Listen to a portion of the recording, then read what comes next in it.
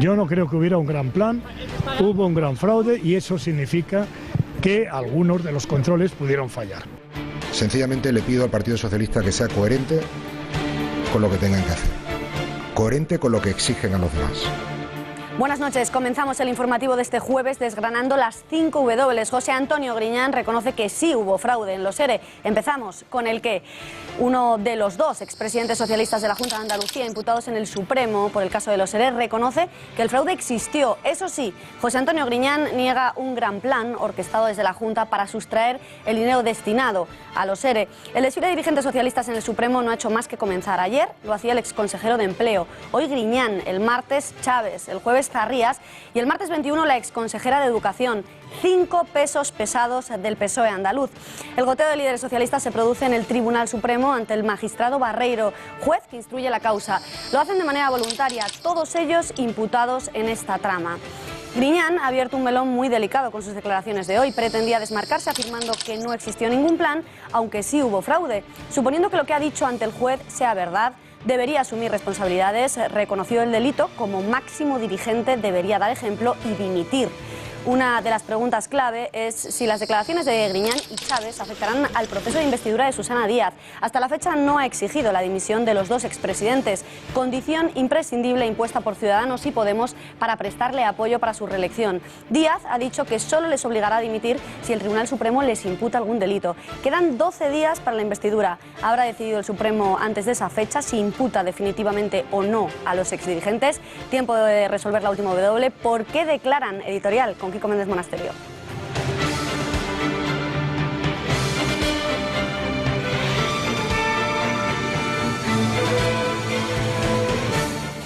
Declaran porque tienen mucho que aclarar delante de los jueces, porque tanto José Antonio Griñán como Chávez eran los máximos responsables políticos en la época en la que los andaluces les robaron entre 300 y 1.000 millones de euros.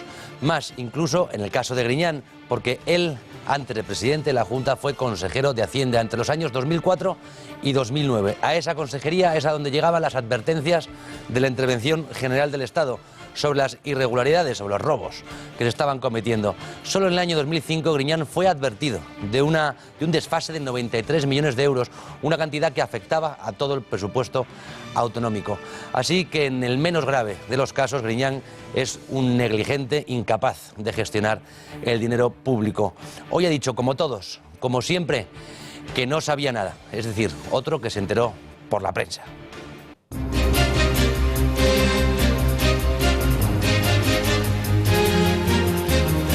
La imputación de Chávez y Griñán está complicando a Susana Díaz el poder formar gobierno. ¿Qué pasará en Andalucía? ¿Votarán el resto de partidos en contra de su investidura? ¿Habrá que repetir las elecciones? Explicamos los escenarios que se abren en Andalucía. López Aguilar podría estar siendo víctima de su ley de violencia de género, una ley que condenó a muchos al calvario, a muchos hombres inocentes. ¿Qué pruebas o testimonios debe presentar una mujer para denunciar por malos tratos a su pareja? ¿Qué armas tiene un hombre para probar que ha sido denunciado en falso? Analizaremos esta ley con la ayuda de Ignacio Fuster Fabra y Kiko Méndez Monasterio. El PP anuncia nuevos cambios en la mini-reforma de la ley del aborto para tratar de apaciguar a los diputados pro vida.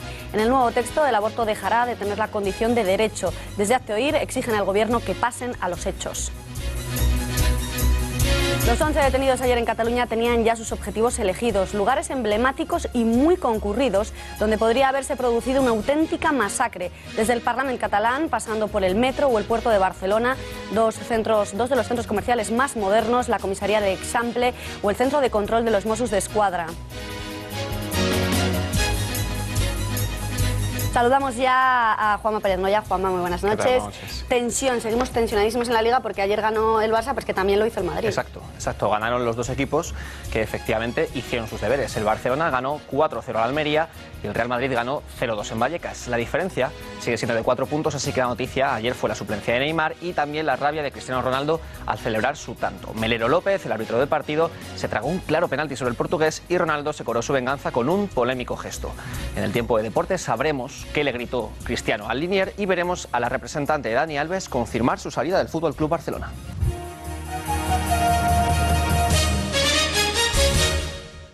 El expresidente de Andalucía, José Antonio Griñán, ha declarado este jueves durante 4 horas en el Tribunal Supremo. En su declaración como imputado por el caso de los ERE, Griñán ha negado haber conocido los informes de la Intervención General de la Junta que alertaban de las irregularidades en la concesión de las ayudas públicas, aunque sí reconoce que pudo haber deficiencias en la supervisación de los fondos.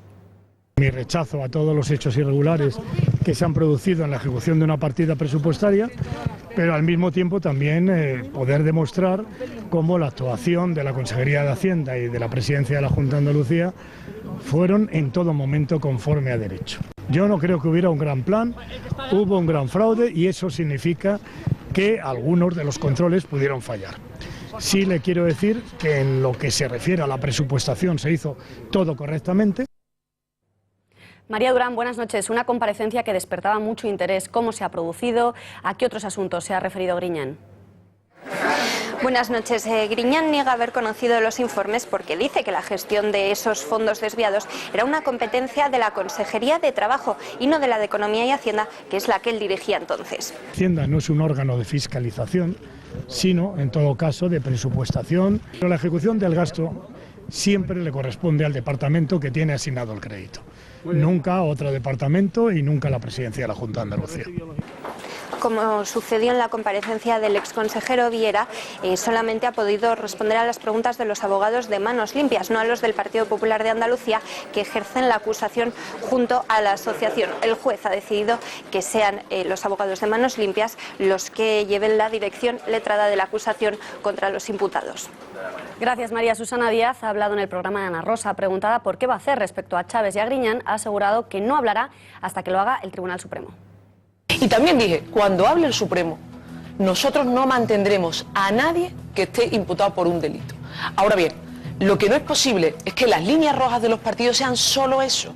Y si al final el Supremo determina que alguien o algunos de los que hoy están prestando declaración se les imputa un delito, pues saben perfectamente que les pediré el escaño. Y eso no tiene más discusión. La declaración de Griñán ha provocado toda clase de reacciones. Desde el PP acusan al PSOE de utilizar una distinta vara de medir cuando los imputados son de su partido. Y creemos, con la información que tenemos, que el muñidor y el cerebro de toda esta trama está indudablemente en Gaspar Zarrías. Para nosotros la corrupción no es un problema judicial, es un problema político y estos dos señores tienen una responsabilidad política con la corrupción en Andalucía. Yo al Partido Socialista, en todos este tipo de temas, yo los pondría siempre frente a su espejo. Frente al espejo de lo que ellos exigen a los demás. Sencillamente le pido al Partido Socialista que sea coherente con lo que tengan que hacer. Coherente con lo que exigen a los demás. Esta tarde el candidato a la alcaldía del PSOE, Antonio Miguel Carmona, ha estado en la mesa del streaming. También ha expresado su opinión sobre la situación judicial de sus compañeros de partido, Chávez y Griñán. Lo de los ERES no solamente no me gusta, sino que me producen arcadas. Me duele más la corrupción de mi propio partido, o donde haya habido personas implicadas en mi partido, que la corrupción del Partido Popular. Y en la calle, ¿qué piensan los españoles de que el PSOE mantenga en sus escaños a dos de los tótem del partido imputados en el escándalo de los ERE? Lo hemos preguntado. A la espera de conocer la respuesta definitiva, los ciudadanos en la calle ya han tomado su propia decisión y esta decisión es unánime. Chávez y Griñán deben dimitir. Sí que deberían dimitir. Además, para facilitar la gobernabilidad en Andalucía, porque claro, al no dimitir están creando un problema para todo el mundo, para su propio partido. Hombre, yo creo que es un motivo suficiente como para que los partidos políticos tomen medidas y sean excluidos del partido y no entren en las listas. Claro que sí, por supuesto. Ya deberían haber dimitido hace mucho tiempo. Creo que deberían dimitir ellos, pero más aún creo que debería echarlos el partido, por lo menos temporalmente, porque es algo que afecta a su cargo como políticos. Hombre, por supuesto. Si están imputados o semi-imputados, ya. Están de más, creo yo, no lo sé. Vale. La señora Díaz dirá. Si su partido quiere ser un referente de transparencia, pues deberían dimitir. Total, lleva mucho tiempo en el poder y ya es un ejercicio de transparencia, o sea, no pueden seguir así.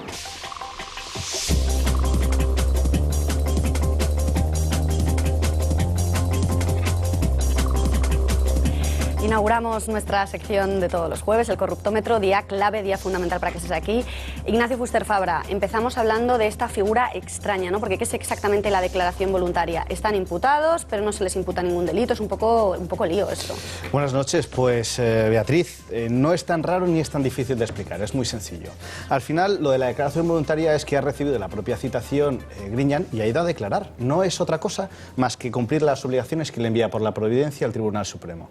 A partir de ahí es una declaración de imputado exactamente normal como la que sería de cualquier otro tipo de imputado en un procedimiento normal y no en el Tribunal Supremo, sino en un juzgado normal. No existe otra figura, pero bueno, en realidad están imputados. Efectivamente, hay al inicio en la propia Providencia lo dice, que hay una serie de indicios y que va a averiguar el Tribunal Supremo si a raíz de los datos que tiene pueden ser imputados formalmente por esos delitos. En su declaración de ayer, el consejero Viera dijo que bueno, que él ponía lo que le ponían por delante lo firmaba, que no lo hacía con mala fe, que no se enteró. El desconocer, el firmar unos papeles sin saber lo que uno está firmando, ¿le exonera uno del delito? Lo que no podemos hacer es eximirnos de nuestras responsabilidades. Y estos argumentos los hemos estado escuchando durante toda la historia de la democracia. Y para una vez que tenemos al supuesto señor X sentado en el banquillo, vamos a preguntarle. No vamos a dejar que por esas declaraciones se desvíen esas responsabilidades diciendo, bueno, yo no tenía nada que ver, confío en el equipo y no asumo ninguna responsabilidad. Si, por ejemplo, en mi despacho alguien comete un error y está por debajo de mí, yo asumo esa responsabilidad. Clarísimo. A Chaves y a Griñán no se les acusa de haberse enriquecido, no se les acusa de haberse beneficiado de estos fondos, pero sí de haberlo permitido. Sin embargo, sí que se podrían haber beneficiado porque al conceder estas ayudas, estas subvenciones, esto les podría haber dado algún tipo de beneficio, de rédito electoral, político. Esto es lo que tendremos que analizar y que se tendrá que ver durante la instrucción si realmente ha habido solamente esa vamos a decir, vía laxa de controlar los presupuestos que les han enviado y si además por vías intermedias, por sociedades interpuestas, por supuestos favores que hayan tenido, efectivamente se han enriquecido o no, o solamente han tenido una serie de tratos de favor que les pueden repercutir en el futuro muy beneficiosamente. Vamos a analizar ahora, Fuster Fabra, si te parece, las fases a las que se enfrentan ahora los imputados, los aforados. Hay unas fases, luego hay que pedir el suplicatorio, bueno, claramente y fácil para que nos entienda todo el mundo. A día de hoy han declarado ante el Tribunal Supremo.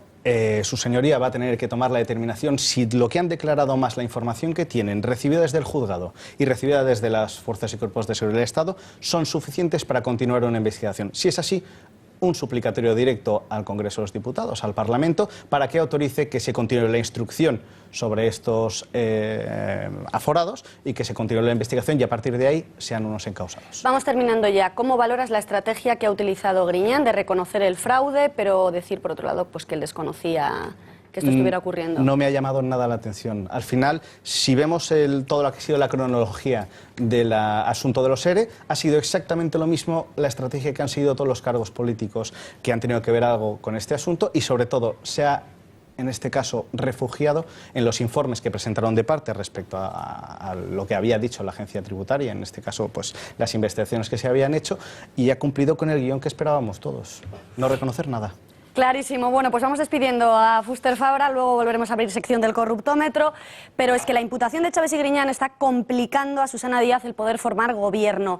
¿Qué va a pasar en Andalucía? Van a tener que repetir las elecciones, van a votar los partidos a favor de la investidura de Susana Díaz, en contra. Vamos a analizar con la ayuda de los gráficos pues algunos de los escenarios que se abren. Vamos a ver, en las elecciones el PSOE ha conseguido 47 escaños, hay que recordar que la mayoría está en 55, si pactase con Podemos conseguiría 62, podría gobernar. Lo mismo le ocurre con Ciudadanos, 58, y con el Partido Popular, lo cual es bastante improbable porque todos esos partidos han dicho ya que no tienen intención de pactar. Seguimos viendo, pasamos al siguiente gráfico.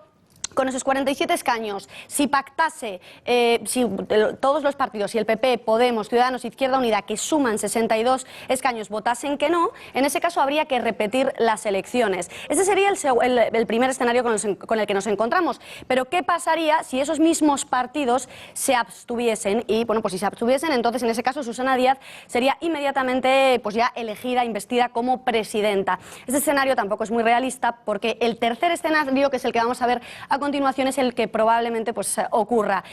Sí, sería lo siguiente, que Podemos, Ciudadanos e Izquierda Unida votasen que no, pero el Partido Popular pues tendría la llave, tendría la clave. Si vota que no, habría que repetir las elecciones. Si se abstiene, Susana Díaz sería ya investida presidenta.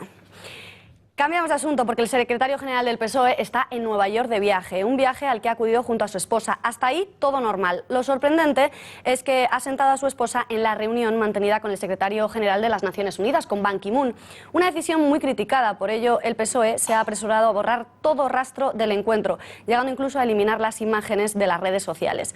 Desde el partido han explicado que Ban Ki-moon la había invitado por cortesía tras solicitar Ferraz una sala de espera para ella y que la esposa de Sánchez no ha tenido ningún papel en el encuentro. Susana Díaz ha opinado al respecto. Se muestra contraria a incorporar a las parejas sentimentales a la vida pública de los políticos. Dice que ella no lo haría.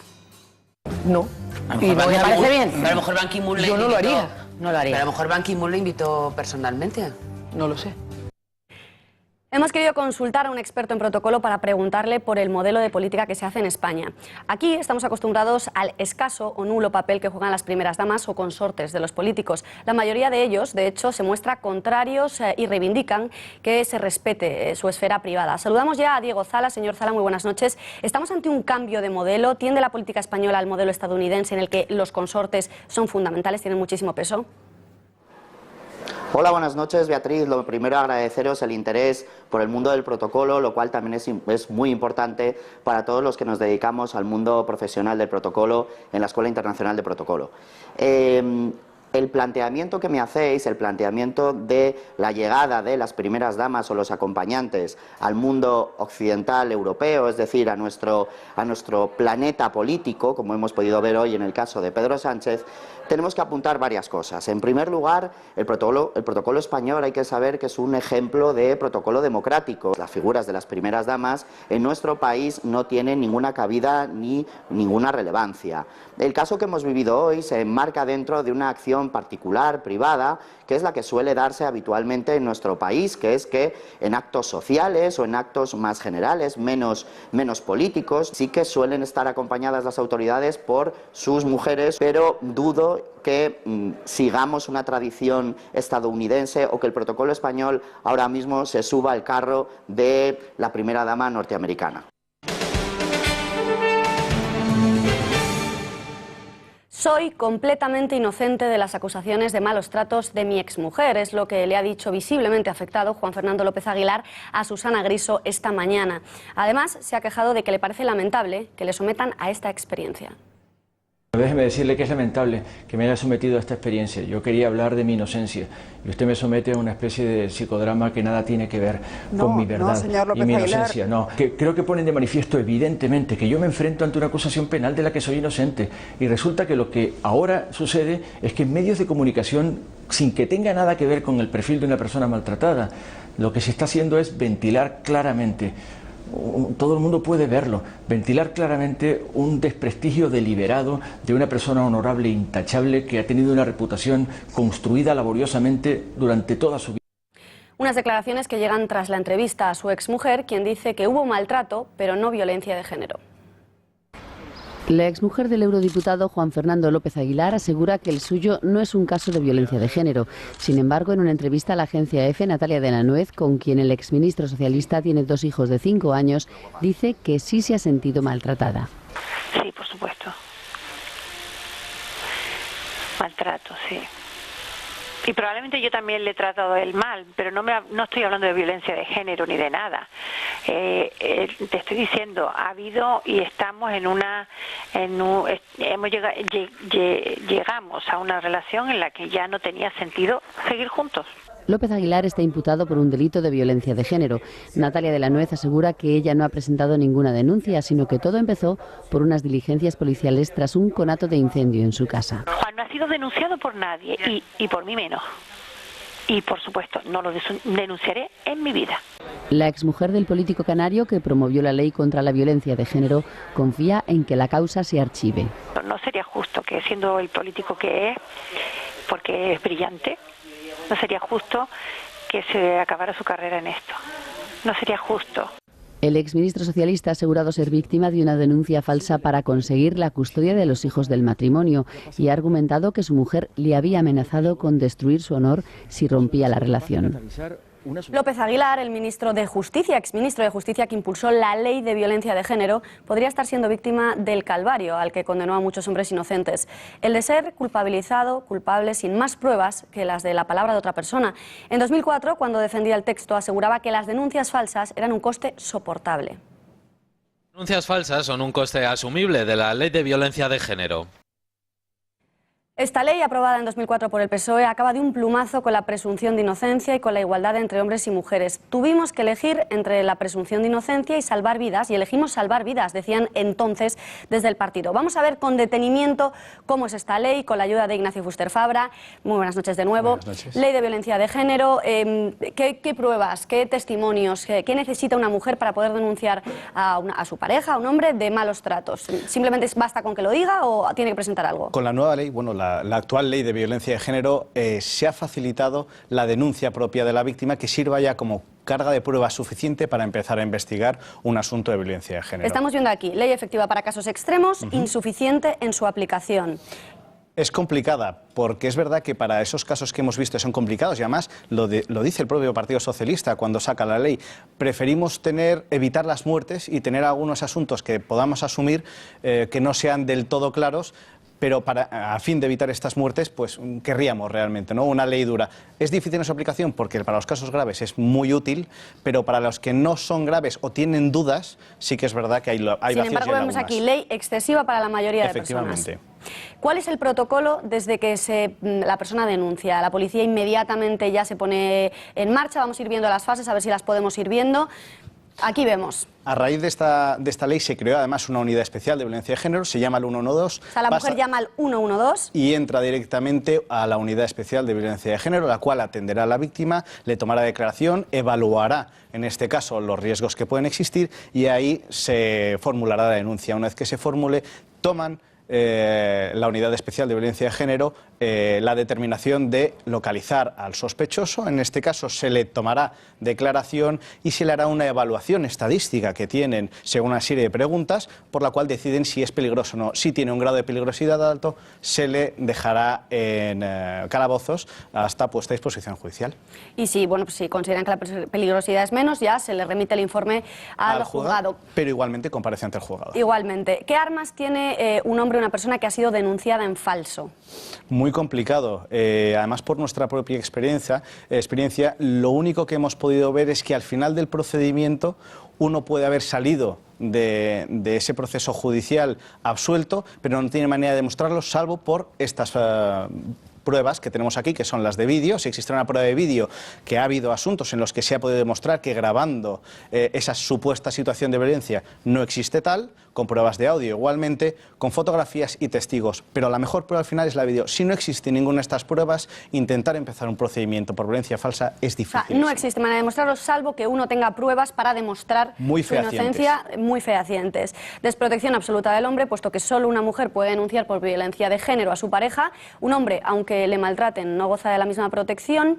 Pongamos un ejemplo. Por ejemplo, si tú me pegas a mí, te van a juzgar por un delito. Si yo te pego a ti, me van a juzgar por lesiones, por una falta de lesiones. Ese es el doble rasero, efectivamente. De hecho, los juzgados se llaman juzgados de violencia sobre la mujer, no juzgados de violencia sobre el hombre, lo cual implica que en este caso las lesiones que se producen a una mujer se califican como tal, son las lesiones, y se abre por ese procedimiento, y sin embargo los hombres sería solamente como una falta en un juzgado ordinario. Gracias, Ignacio. Esta es una prueba de que las denuncias falsas están a la orden del día. Hemos recuperado las imágenes de un juicio en las que se puede ver cómo la denunciante miente flagrantemente. Al acusado solo le salva el haber grabado lo ocurrido. Del domicilio a tocar el timbre, Miguel, Miguel, Miguel, Miguel, a continuación, aporreando la puerta, ya, ábreme, hija de puta, la puerta. Miguel.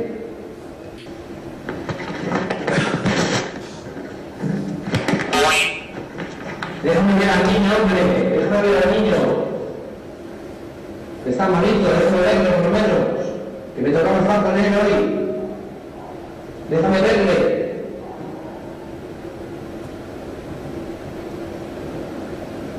¿Qué más tenga? Déjame Kiko, escalofriante, ¿no? Ver cómo miente flagrantemente. Gracias a esa persona, ese hombre pudo salvarse porque lo había grabado que efectivamente no había insultado y que lo único que quería era ver a su hijo. Pero ¿por qué el PSOE aprobó esta ley?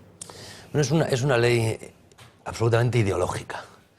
Por supuesto, protege en algunos casos a las mujeres, no más de lo que estaban protegidas antes, efectivamente, no más efectivamente, pero es una ley esencialmente ideológica y yo diría de corte casi totalitario, que liquida, como lo hemos visto ahora gracias a nuestro jurista Fuster Fabra, que liquida la presunción de inocencia absolutamente y que acaba con la igualdad de los hombres y mujeres ante la ley.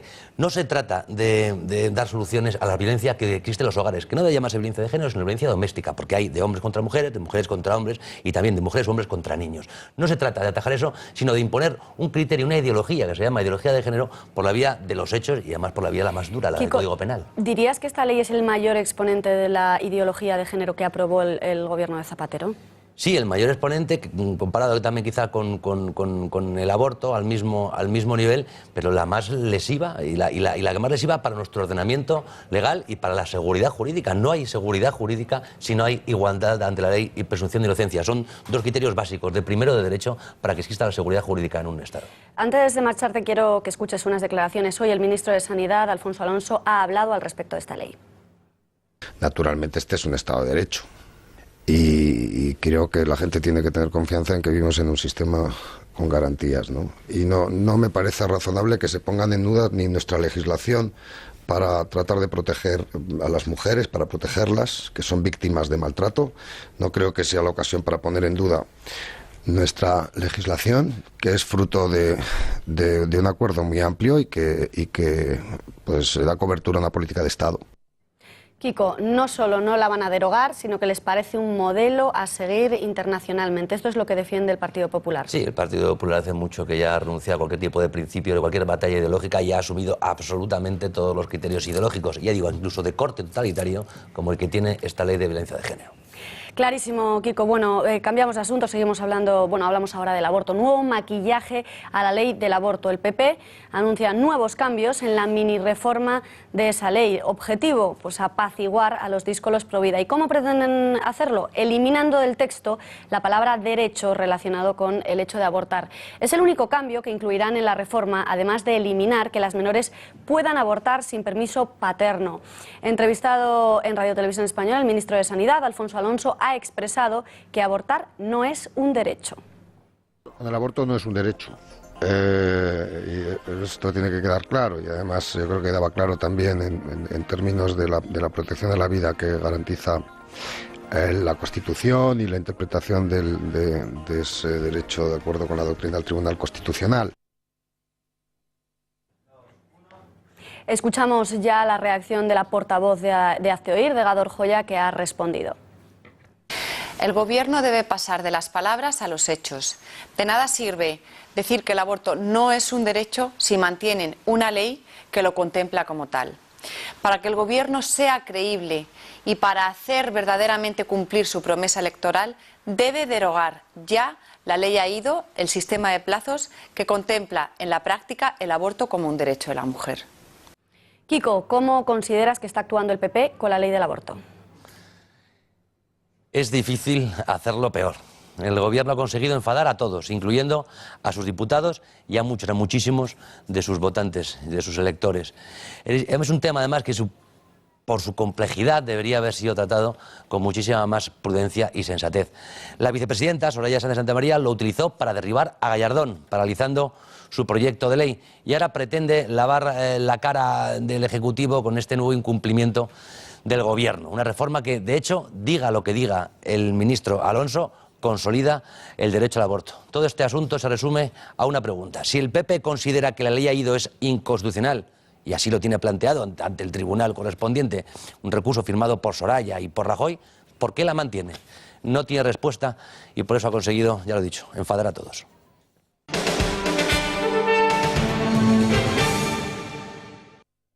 Ayer en Cataluña tenían ya sus objetivos elegidos, lugares emblemáticos y muy concurridos donde podría haberse producido una auténtica masacre. Desde el Parlament catalán, pasando por el metro o el puerto de Barcelona, dos de los centros comerciales más modernos, uno de ellos ubicado en plena plaza de Cataluña, o el de las Arenas en la Gran Vía de las Corts.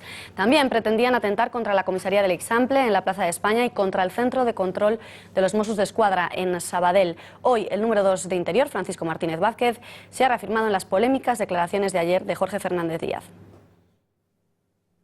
Tenemos ampliamente probado que querían atentar.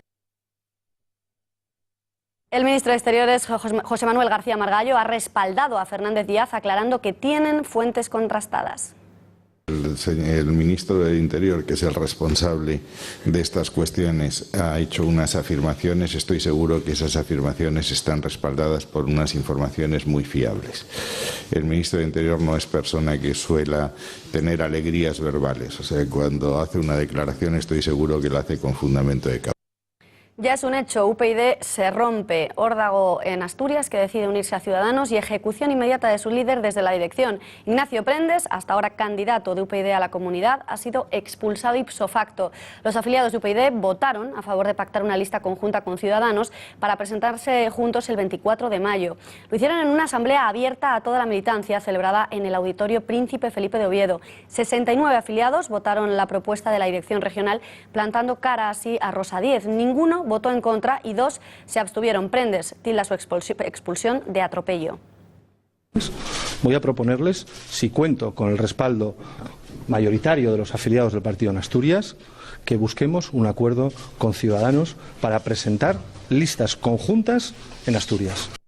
Mala racha para Rosa Díez, que hoy ha conocido que la que hasta ahora fuera su mano derecha se postula como candidata para arrebatarle la dirección del partido.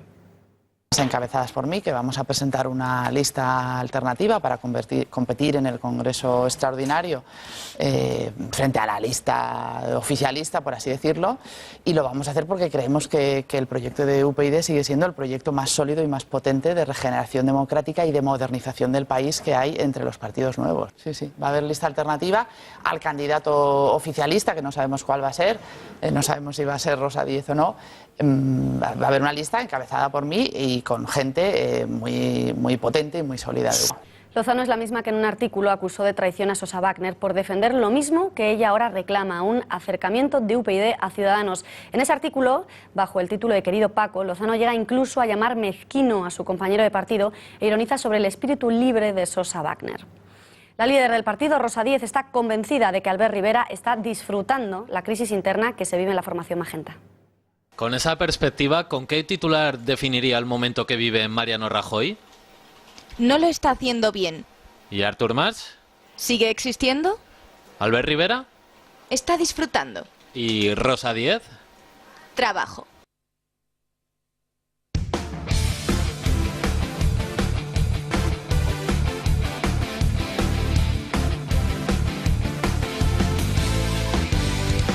Hola de nuevo, Juanma. Ahora hablamos de la Liga, ahora hablamos de todos los partidos, pero antes creo que tenemos una última hora en relación con el Barça. Exactamente, en relación con el Barcelona y en relación con Dani Alves. Dani Alves, que como sabíamos, su representante se iba a reunir a lo largo de esta tarde con emisarios del FC Barcelona para tratar la renovación del brasileño, pero finalmente no ha habido acuerdo. Las negociaciones se han acabado. Dani finalizará su contrato de la mejor manera posible. Así declara, ha sido Dinora Santana, la representante de Dani Alves, al salir del Camp Nou. Dani deja el Barça después de más de 300 partidos y 20 goles, y lo más probable es que firme por el Paris Saint-Germain. Alves sí jugó anoche en la goleada del Barcelona al Almería. Marcaron Messi, Bartra y Luis Suárez, que hizo doblete, pero el Madrid nos impresionó y también ganó en Vallecas. El Rayo dominó la primera mitad, pero en la segunda Cristiano y James impusieron su ley. Por cierto, que Ronaldo acabó enfadadísimo con Melero López. El árbitro no pitó un clarísimo penalti que le hizo a Maya y encima amonestó al portugués. Después, cuando marcó, como vemos en pantalla, le gritó «roba esto, carallo», al juez de línea. Y el Linier, que no vio ese gesto, pero para Piqué, el central del Barcelona, no ha pasado desapercibido. El defensa culé ha estado en un acto solidario junto a Alex Corretja y ha recordado que Cristiano ya actuó igual en otras ocasiones. Vamos a escuchar a Gerard. Es un gesto que ya ha hecho más de una vez y nunca se le ha sancionado, así que tampoco creo que se le vuelva a sancionar, ¿no? Al final es lo que hay. Él cree así, él lo cree así y al final él lo expresa. nosotros nos centramos en lo nuestro. Si lo tienen que sancionar o no, no es mi problema. Gracias, Juanma. Más información, como todos los días, en Punto Pelota a las 9 de la noche. Nosotros nos despedimos ya, pero no sin antes contarles una noticia en el ámbito internacional. El tiroteo que se ha dado esta mañana en el Palacio de Justicia de Milán. El autor de los disparos se llamaba Claudio Giardinello, era propietario de una inmobiliaria. Disparó y acabó con la vida de un juez, un abogado y una tercera persona y dejó varios heridos. El agresor, imputado por bancarrota, se dio a la fuga y poco después pudo ser localizado. Posteriormente consiguió huir del edificio en motocicleta y fue en la periferia de la ciudad donde finalmente fue arrestado. Les contaremos, seguiremos muy pendientes de toda esta información y emplazarles a las 10 de la noche en El Gato al Agua. Hablarán pues de todos los temas que les hemos estado hablando aquí, muchísimo más ampliamente con los mejores analistas, con Gonzalo Vans. No se lo pierdan. Nosotros nos despedimos ya hasta mañana, viernes, pero no sin antes agradecerles pues su presencia, que nos hayan seguido un día más, como todos los días. Gracias por seguirnos en Intereconomía. Hasta mañana.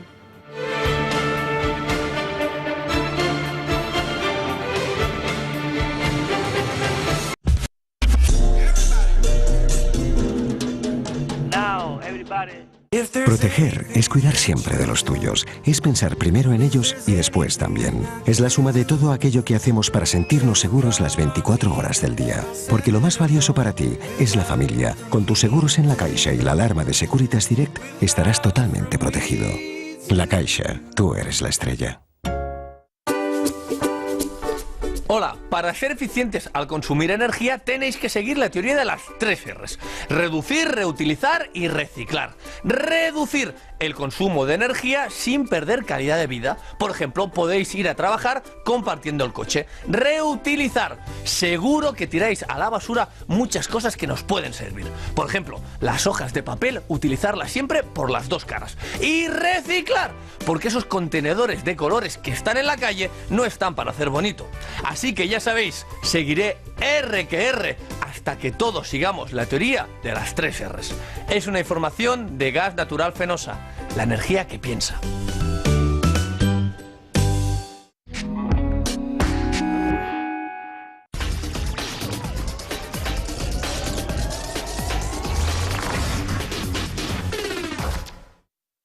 Bienvenidos a una nueva edición de Entrevista. Hoy tenemos la oportunidad de hablar con el ministro de Turismo de Argentina y el presidente del Instituto Nacional de Promoción Turística, Carlos Enrique Mayer.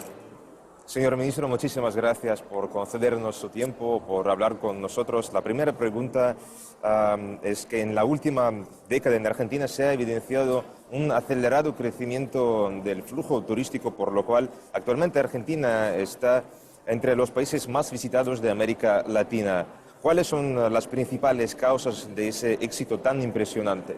Creo que un trabajo muy importante que hemos hecho junto al sector privado, a partir de que en diciembre del 2004 logramos la Ley Nacional de Turismo que nos declara socios en la actividad turística y hemos hecho una tarea de difusión, de promoción y de capacitación muy importante. Pero fundamentalmente aprovechando todos los valores que Argentina posee, difundiéndola en el mundo. ¿Y hay algunas estadísticas que de forma evidente podrían reflejar estos logros, si es que las cifras pueden realmente, son capaces de reflejar cabalmente esos éxitos? Bueno, en primer lugar voy a decir que desde el punto de vista del tráfico ruso, el año 2014 ha sido un año récord en crecimiento con un 7,1% de llegada de turistas rusos a nuestro país. Desde el punto de vista de lo macro, Argentina también el año pasado batió el récord con casi 6 millones de visitantes extranjeros. Para darle una idea, en el año 2003 llegaban 1.900.000. Y ahora estamos en 6 millones. Ha habido un crecimiento exponencial muy importante. También el turismo interno, los propios argentinos viajando por el país es muy bueno. Lo primero que le viene a la cabeza a uno cuando piensa sobre Argentina es el vino, el tango, el carne, pero ¿hasta qué punto quieren apostar por estos espacios comunes o prefieren ir más allá? Nosotros, la verdad que uno de los fuertes en materia turística es la cantidad de parques nacionales. y dos de ellos son de una envergadura única en el mundo, ¿no? Como Cataratas del Iguazú y los glaciares. El agua en su estado líquido, el agua en su estado sólido, son un atractivo muy fuerte y muy importante. Entonces nos da una posibilidad no solo por el tango y por el vino. Sí, aparte de esos destinos clásicos, de esos destinos tan populares como por ejemplo Buenos Aires, Mar del Plata, las Cataratas de Iguazú, ¿qué lugares se han sumado últimamente al mapa